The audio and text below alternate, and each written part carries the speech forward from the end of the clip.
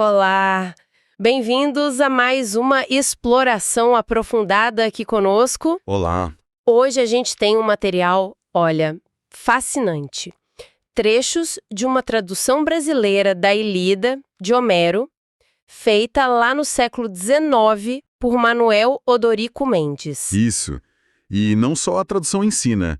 Temos também resumos de cantos, notas do tradutor, do editor e até textos biográficos sobre o Odorico. Textos da época mesmo, como do João Francisco Lisboa, do Inocêncio Francisco da Silva. Coisa boa. E a nossa ideia aqui é mergulhar fundo nessa versão específica desse clássico, sabe? Tentar entender as escolhas do Odorico, a visão dele sobre Homero, sobre a nossa língua. E conhecer o tradutor também, né? Uma figura e tanto. Exatamente. Um personagem notável por trás dessa empreitada gigantesca. É isso. Uma chance de revisitar a Troia, mas com um olhar com as palavras de um brasileiro do século XIX. Então vamos lá, vamos começar a desembrulhar isso. Bora. Podemos começar falando do processo mesmo, né? Das notas sobre a tradução. O editor da edição que a gente consultou, o Teutônio Simões, ele já dá umas pistas. Sim, ele comenta o trabalho de revisão que foi feito, né? O confronto com outras edições, tipo a do Montiel, um italiano famoso, Ah, sim. e a preocupação com a fidelidade, sabe? Chegaram a corrigir erros de impressão que eram óbvios no original que ele usou. Um cuidado grande. E nessas notas a gente vê a ambição do próprio Odorico Mendes, né? Com certeza. O objetivo era claro, como dizem lá, tornar fácil a posse de um tesouro para quem lê em português. Gosto dessa ideia de posse de um tesouro. E uma decisão interessante para isso foi não botar o texto grego junto. Para quê? Para baratear o livro. O foco era mesmo a acessibilidade, o leitor brasileiro. E isso conecta direto com a questão da linguagem, né? Que era um ponto crucial para ele. Fundamental. Odorico tinha ideias bem firmes sobre como o português devia soar para receber Homero. Ele batia na tecla de usar mais as raízes latinas. Para enriquecer a língua, ele dizia. Exato. E para afastar o que ele via como um excesso de galicismos. Muita influência do francês na época, né? Ele queria uma língua mais robusta, talvez, à altura do gênio de Homero. E para isso, ele foi ousado. O texto fala em forjar palavras novas. Isso, criar neologismos mesmo, a partir do latim. O biógrafo João Francisco Lisboa até compara essa atitude com a do Camões, lá nos Lusíadas, que também trouxe muito latim para a língua. Quer dizer, ele via a língua como algo em construção? Algo vivo, maleável. Ele não tinha medo de mexer, de propor. Não era só traduzir, era dignificar o português. Mas essa ideia de forjar palavras não deixava o texto meio esquisito para a época, difícil? Olha, era um risco, né? Com certeza. Mas isso está ligado à visão dele do que é traduzir de verdade. Uma nota lá comenta isso, diz que a obra de arte é uma união perfeita da ideia com a palavra. Um consórcio indissolúvel. Isso, o que torna a tradução perfeita, assim, idêntica, quase impossível teoricamente. Odorico não queria só recontar a história. Ele queria ser um tradutor mesmo, fiel ao espírito e à forma do original. Entendi. E como a gente vê isso nas escolhas dele, na prática? Em vários pontos. Ele manteve os epítetos homéricos, sabe? Aquelas descrições que sempre acompanham os heróis, tipo Pelídes, filho de Peleu para Aquiles. Não simplificou. Não virou só aqueles. Não. E ele analisou fundo palavras-chave. A famosa menim, a ira do Aquiles que abre o poema todo. Ah, menim. Ele achava que traduzir só como cólera ou rancor perdia a força. Perdida a dimensão quase divina, funesta da palavra grega. E ele não tinha medo de ser direto, né? De manter a crueza do texto original. Tem a história da palavra cão. Exatamente. Ele defendeu usar cão mesmo, quinos em grego, que Homero usa para a boca de Aquiles xingando Agamemnon. E outros tradutores. Outros suavizavam. O francês Rochefort, por exemplo, botou leão. Achava um cão muito baixo, né? Indecoroso para um épico. Odorico não. Rejeitou essa maquiagem. Ele queria paixão crua, mesmo que fosse brutal. Isso, a autenticidade, sem adaptar Homero para o gosto da época dele. Uma recusa em domesticar o clássico. E essa fidelidade até a forma, a métrica dos versos. E assim, ele buscava muita concisão. Os números que a gente tem são da tradução anterior dele, da Eneida, de Virgílio, mas mostram bem o estilo. Quais são os números? Olha só, ele pegou 9.901 versos hexâmetros latinos. O verso épico clássico, de 6 pés. A diferença é mínima. Nossa, impressionante. Sugere um esforço gigantesco para manter a densidade, o ritmo, sem ficar enchendo linguiça, como muitas traduções fazem. Ok, então o quadro do tradutor tá ficando claro. Um cara com uma visão forte, querendo enriquecer o português, ser fiel ao Homero na letra e no espírito, mesmo que isso significasse ser ousado, até meio duro às vezes. Exato. Pra gente ter ideia do tamanho da encrenca que ele arrumou pra si mesmo, vamos dar uma passada rápida em alguns momentos-chave da Ilíada que ele teve que encarar. Vamos lá. A história toda, como a gente sabe, começa com a tal Menem, a ira do Aquiles. Canto 1, né? Isso. Agamenon, o chefão dos gregos, diz respeito a Crises, que é sacerdote de Apolo. Depois, para compensar uma perda, ele toma a Briseida, que era cativa do Aquiles. Aí o Aquiles fica furioso. Furioso é pouco. Ele se retira da batalha e ainda pede para a mãe, a deusa Tétis, ir lá falar com Zeus para fazer os gregos perderem. E a ausência do Aquiles complica tudo para os gregos, né? Uma das notas diz que a primeira parte do poema, ali pelos cantos 1 ao 8, é basicamente isso. É, os aqueus, os gregos, apanhando por causa da ofensa ao maior guerreiro deles, e Zeus cumprindo a promessa para Tétis. Os deuses, aliás, não são meros espectadores, né? Eles se metem o tempo todo. Totalmente. São personagens ativos. No canto 4, por exemplo, antes, no 3, teve aquele duelo entre Paris e Menelau, pela Helena, que não deu em nada. Afrodite salvou o Paris. Pois é. Aí no 4 são os deuses que botam fogo na guerra de novo.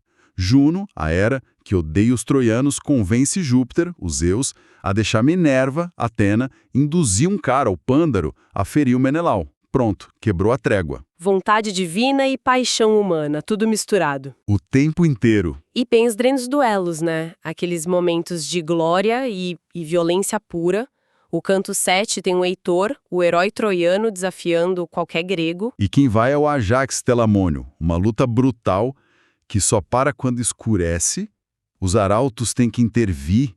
A busca pela honra, pela fama, o Cleus, move esses caras. Mas a guerra tem altos e baixos.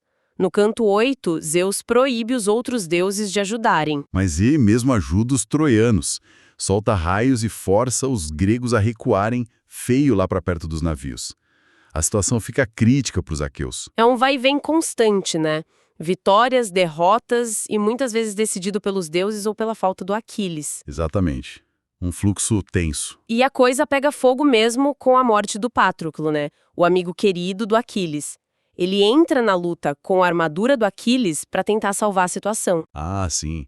O canto 18, que descreve a dor do Aquiles quando recebe a notícia, é de arrepiar. Um dos pontos mais altos de emoção do poema. E essa dor imensa é o que faz ele voltar para a batalha, né? É o gatilho. Ele volta, mas agora com uma armadura nova, feita por Hefesto, o vulcano. E aí vem o clímax da vingança dele, no canto 22. O duelo final com o Heitor. Isso. Aquiles persegue o Heitor ao redor da muralha, Atena engana o Heitor e Aquiles o mata. E o que vem depois é terrível. Ele desonra o corpo do Heitor. Exato. Amarra no carro e arrasta. Mostra a profundidade da fúria, da dor dele. É chocante. Mas o poema não acaba aí, nessa brutalidade toda. O canto 24 traz uma virada, né? Algo diferente. Uma resolução surpreendente e muito humana. Os deuses decidem que o corpo do Heitor tem que ser devolvido. E quem vai buscar é o Príamo, o rei de Troia, pai do Heitor. O próprio rei, idoso, guiado por Hermes, o Mercúrio, vai até a tenda do Aquiles. Imagina a cena. O pai enlutado implorando ao assassino do filho. Deve ser de cortar o coração. E é. O encontro deles é extraordinário. Aquiles se comove com a dor do Príamo, lembra do próprio pai. E cede. Devolve o corpo. Dá uma trégua de 12 dias para os funerais. E o poema termina com os funerais do Heitor. Não com a queda de Troia. Exatamente. Termina com as honras fúnebres ao grande defensor da cidade. É um arco narrativo e emocional impressionante. Da ira à vingança. E, no fim, um lampejo de compaixão, de humanidade reconhecida na dor, mesmo entre inimigos. Totalmente. Traduzir isso tudo A linguagem elevada, os deuses, a guerra, essa emoção crua. Que desafio pro Odorico Mendes. Colossal. E aí a gente viu os temas universais, né? Destino, glória, honra, o custo da guerra, o divino, a condição humana, nobreza, selvageria. Traduzir a Ilíada e lidar com tudo isso de frente. Então, vamos finalmente conhecer melhor esse homem que topou a parada. Quem foi Manuel Odorico Mendes? Ele nasceu em São Luís do Maranhão, 1799. Uma figura nossa, muito interessante do Brasil Império.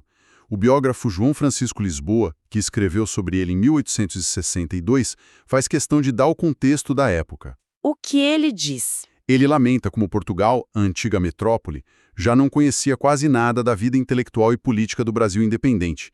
Comenta, meio irônico, que lá em Lisboa o pessoal se interessava mais pelas questões do Holstein e do Montenegro do que pelo Brasil.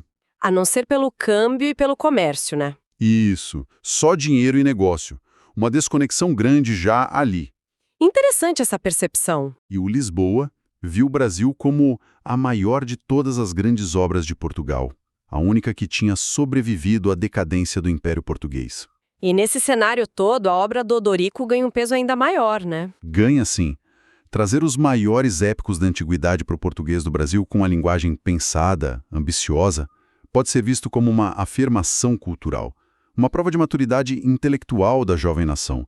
Era como equipar a cultura brasileira com os clássicos universais, sabe? Entendo. E a vida dele, antes de virar o tradutor recluso, foi bem movimentada, né? Ele não era só um estudioso. Movimentada é pouco. Ele estudou direito em Coimbra, como era comum para a elite da época, mas largou os estudos para mergulhar na política. E era a política turbulenta do primeiro reinado. No Maranhão, né? Sim, foi jornalista combatente lá num jornal chamado o Argus. Defendia ideias liberais, batia de frente com o que ele via como o absolutismo do Dom Pedro I. E foi eleito deputado. Deputado-geral.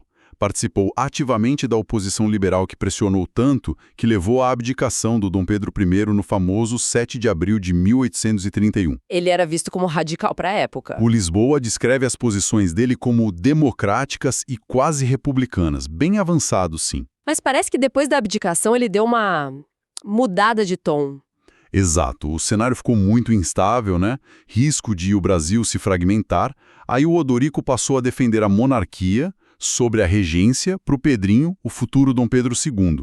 Ele buscou a estabilidade, talvez temendo a anarquia. Pragmatismo. Talvez. Tem um episódio interessante. Logo depois da Revolução de 7 de abril, ele fez um discurso pedindo moderação, até perdão para os adversários portugueses que tinham perdido. Chamou eles de iludidos. E como isso pegou? Os liberais mais exaltados caíram matando, acusaram ele de incoerência. Mas isso mostra que ele era uma figura complexa, né? Talvez uma preocupação com a unidade nacional acima das brigas de partido. Essa trajetória política é muito rica. Como ele faz essa transição para a vida dedicada aos clássicos? Foi uma ruptura? Olha, parece que a vocação literária sempre esteve lá. Talvez tenha ganhado mais força com um certo desencanto da política, ou quando a carreira pública dele chegou a um platô. O Lisboa sugere que Odorico achava que o nome dele ficaria mais seguro abrigado sobre as asas de tão sublime escritor como Homero do que na política, que é passageira. Faz sentido. E ele já tinha traduzido Voltaire antes, nos anos 1830.